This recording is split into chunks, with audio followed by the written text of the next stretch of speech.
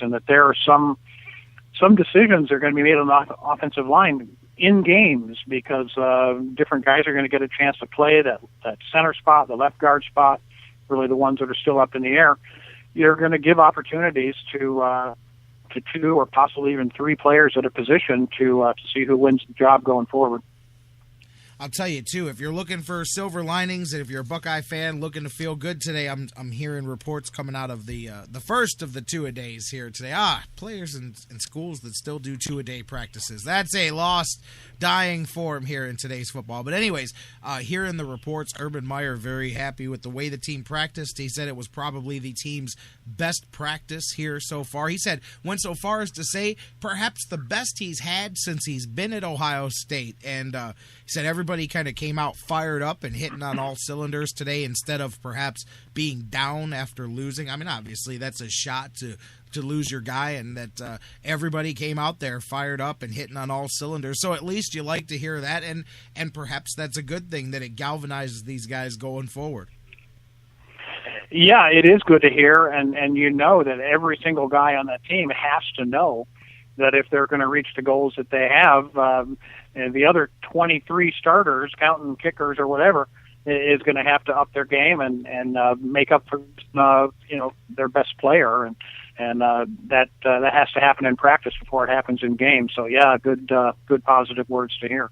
Yeah, Curtis Grant said, of course, we went into panic mode the first day. That's the natural thing. But the second day, we were on it. We moved past it. And, I'm sure some of it is Urban getting the guys feeling good, too. But, hey, man, if it's the best practice you've had in 3 seasons, then that's a good thing. It'll be interesting here to see how what are we, 10 days away from the lights coming on and Navy and all of that. So, we'll see. Exactly. First time in a while the Buckeyes have opened on the road, and that alone it makes it a unique kind of situation. Yeah. They're playing 2 games in Maryland this year. I know that's never happened before. Yeah, and then they've got what? This is like 4 home games in a row after that first one, isn't it? I don't have the yeah, that is right. Me, I believe that's right. They got Virginia Tech, Kent State, Cincinnati, and then they open up with Maryland at home as well.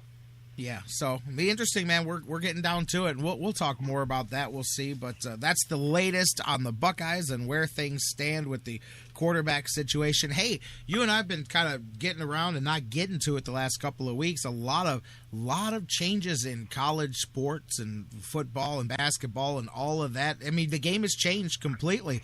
Matter of fact, today you bring up Maryland. I was sitting here this morning in the Plain Dealer reading the latest on Maryland being one of the first schools to break out the lifetime scholarship for athletes, and that's going to be one of the first things here in the evolving with the video game settlement and all of that, to where they'll no longer, at least with Maryland and some of these other schools, no longer the 2-year limit to use your scholarship. You can go 20 years after you played football there, come back and say, hey, I want to use my scholarship, and go back to school, and they will find a way to fund that and make that happen. I like those types of changes on this. The video game money, giving it to the guys after they graduate. Like, I think it's $5,000 a year that'll be put aside in an account, and so if you play 4 years, you'll get a $20,000 check when you leave, which is your cut of the merchandise money, video game money, whatever you want to call it there. So some of that stuff I do like. The cost of living, being able to actually match it instead of some of those really old, just old school things that the NCAA was stuck in. And the biggest one was basically saying the biggest schools can do whatever they want. We're going to exempt you guys from the PAC and U5 conferences, which accounts for the, pretty much top 65 teams. You guys are going to be able to set your own rules. You'll be able to pay your players. You'll be able to do certain things, and you'll answer only to yourselves. That's a lot to hit on. Talk to me about all of that, man. Well, first of all, the Maryland thing and the lifetime scholarship, yeah, it's a decision, it's a way of going forward that I think is probably more symbolism than substance. I mean, I think basically there's not a whole lot of teams that are taking players that have eligibility to play a certain sport and denying them the chance to do it because it's been too long. I mean, people don't come back after 20 years and want to play one more year of women's rowing. So in other words, I don't think that has a huge impact on things. as far as the O'Bannon ruling, it's not, first of all, the $5,000, one of the reasons that I think both sides I'm reading are thinking about appealing this decision. Certainly the NCAA was unhappy with the decision, so they were appealing, but the plaintiffs may appeal as well. It sounds a little bit strange when you win the case that you appeal it, but there were some things about specifically that $5,000 number that they didn't like. That number was kind of pulled out of thin air and came out of some of the testimony during the trial. It is not you get $5,000 a year. You can just designate any amount of money that you want for these players, but you cannot cap the amount that you will make available to them at less than $5,000 a year. So really, it's leaving all the latitude up to the schools to put as much money into this trust fund that will then be passed along to players afterwards, as you want to. But you cannot put a cap on that, an artificial cap or a theoretical cap on that money at any less than $5,000. So it could be $100 that's paid to each player per year. But it's not. They're not saying it cannot be less than $5,000. They're saying you cannot cap the amount that you will permit at less than $5,000. So you can set your cap. That's sort of arbitrary. You can set your cap at $5,000, and that would be the lowest amount you can cap. But you cannot set it at less than that. Now, I think what's really the whole raft of questions that still has to be answered is how much money are the schools actually making? Say, for example, selling Scarlet number 5 jerseys in the university bookstore at Ohio State. In other words, how much are they capitalizing on the likeness, image, or whatever? And they've already settled with the EA people and the video game people. That decision was settled out of court before this O'Bannon case came down. The O'Bannon case is really fairly limited. In fact, it's limited geographically in just that particular circuit. Although the NCAA isn't going to apply different rules in that circuit as they are in all the rest of the country. So in effect is a national ruling, even though it was only in one particular jurisdiction. But basically the schools, they have to determine, come up with some kind of a formula for determining, how much money do we make as a university selling Braxton Miller jerseys or Johnny Manziel jerseys? And given that, how much of that is going to be, set aside into this trust fund to be paid to the players after they graduate or after they use their eligibility up? And all those questions are out there yet to be determined. But I just wanted to make that point that it's not $5,000 a year. It could be $500 a year per player. And the other thing is that the judge did rule that, if you sell, 99,000 jerseys and 0 jerseys for the long snapper or the second team left guard, the second team left guard can get no less money than Braxton Miller gets. It has to be divided equally among all players on the team. So you can't compensate Johnny Manziel more than the third team, tight end that nobody's ever heard of.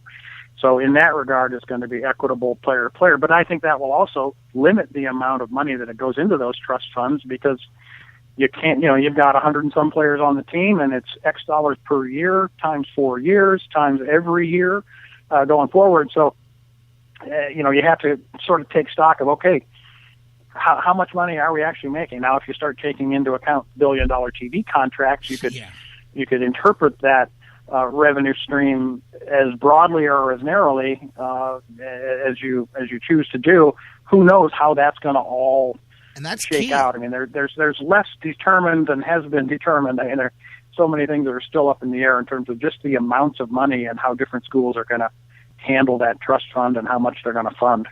Well, that's just it. What you mentioned at the end is key. The fact that a lot of this is going to be allowed to be determined individually by the conferences and by the individual schools. That, I mean, really, it's about to be the Wild West out there, because Pandora's box has been opened. And, I mean, I saw Charles in the chat room. I agree.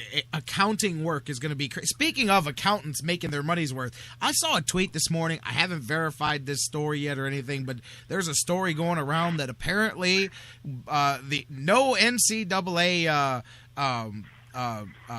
Division I football program, they all claim to have not made money or whatnot, and And I'm like, what kind of accountants do they have doing their books? Because, come on, man, we all know the realities of this. But the real reality of all this stuff, and with it being so individually set by the different places, is pretty much at the end of the day, USC is offering my son $150,000 when he graduates, and Ohio State can give him $200,000, and Kent State can only give him $10,000. And so, which school is the highest bidder? I mean, you are quickly entering legally into that treacherous kind of area where there's a lot of, man, if just think of all the what's the word, compliance stuff that schools have to deal with when nobody's allowed to get anything. Imagine the compliance departments and what it will take to keep up with this when there's big money involved too, man. That's going to be that's the Wild West, and I think that's what the NCAA, for all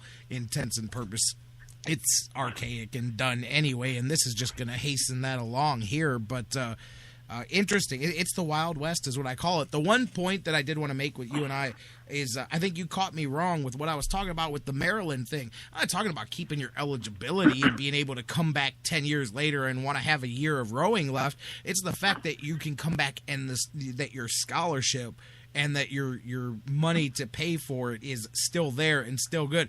They can't, like now, they can give you a scholarship now, and if you come back in 10 years, you have to pay for that yourself. I mean, you can gladly come back to school, but they're not paying for it because you're not under scholarship anymore, whereas now your scholarship will be good for as long as you want to come back and go. Years after you've already played, you can come back and finish. That's the part of it that I thought was good because, at that point, you're living up to what you promised the guy 20 years ago, even if it took him 20 years to collect it. Yeah, that's true. And one of the other things that Judge Wilkin in the O'Bannon case talked about was having, instead of right now, what we talk about is the cost of college, that is tuition, room and board, and fees. Okay, that's what a college scholarship covers. Now they're talking about this term called cost of attendance. In other words, that's not all there is to going to college. You have to eat. You have to have a place to live. You have to buy clothing. You have to have other things that cost money to attend college that aren't revenues that definitely that automatically accrue to the school.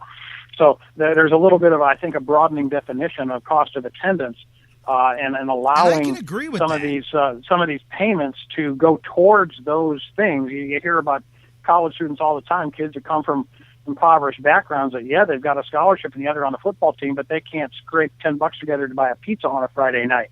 Yep. So that's one of the arguments that's made for stipends and for paying college players. So I think that it's going to go some way also towards doing that, towards defining the cost of attendance at school such that it will allow for stipends and payments not only that are paid to you from a trust fund after you're gone, but can involve revenue to you or stipends to you while you're there to help you pay for the things you need to buy. And that I agree with. I agree with that stuff. Like, I think that, and that's where some of this stuff does need to be tweaked and adjusted. So, because the other thing, Jerry, I would say to you, in terms of all this revenue that's coming to the schools, there's 126 or however many, D1 FBS football programs. There are only 20-some that where the athletic department revenue is sufficient in itself to pay for all the sporting programs that they have at their school. Ohio State is one of them, happily, but the MAC schools are some of the worst in that regard.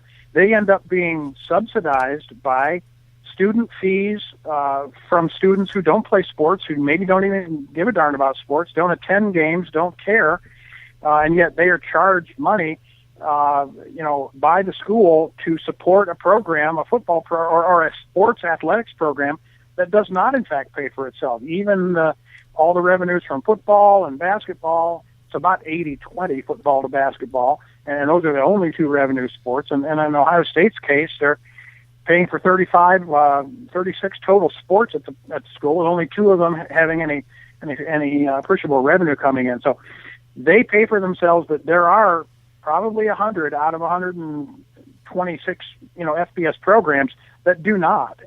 They are not self-supporting. They do not rake in all this revenue that the management